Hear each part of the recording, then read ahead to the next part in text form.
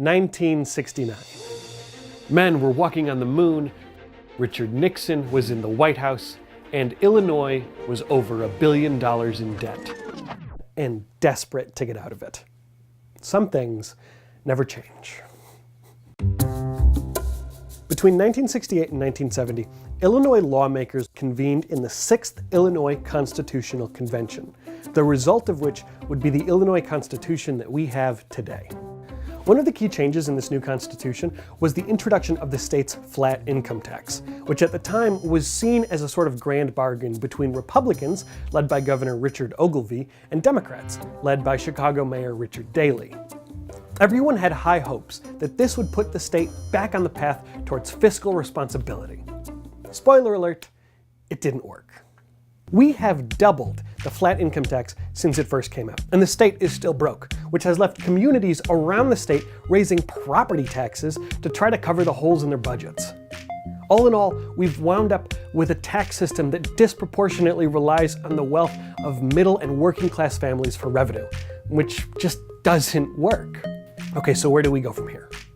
Well, there's finally momentum to switch the state to a graduated income tax system, which is what the vast majority of other states in the country use. But that requires changing the Constitution, which is really hard. There's basically two ways you can go about it. First, we could call another constitutional convention, the 7th Illinois Constitutional Convention, which would be great if you wanted to start from scratch. And there are some people who are advocating for this, especially people who want to change the way the state handles pension obligations, but let's be real, that would take forever, it would be a massive undertaking, and there's no real guarantee at what we'd get at the end of it. Instead, Democrats are moving forward with a constitutional amendment. Amending the state's constitution is intentionally difficult. First, somebody introduces the amendment, and then it needs to pass through both the House and Senate with supermajorities. Right now, Democrats actually have that. The last election was a windfall for Democrats across the state, so for once, no problem there, assuming that they can stay unified against what will probably be some fierce opposition. But then the amendment needs what is sometimes called a supermajority of voters in the next general election.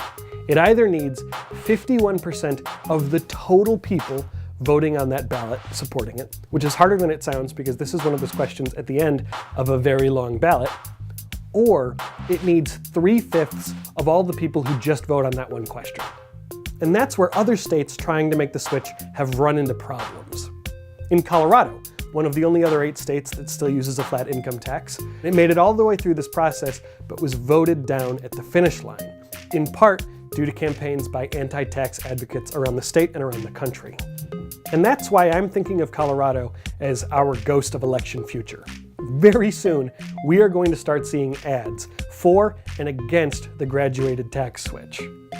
And I would really like bonus points if those ads are in black and white with scary red text and a concerned woman's voice. So, if you're already sick of hearing me talk about this, I've got terrible news. It'll be another year and 8 months of this. But at the end of this arduous process, we could pull off what politicians 50 years ago couldn't, which is building a tax system that addresses the needs of today while being flexible enough to last for the future.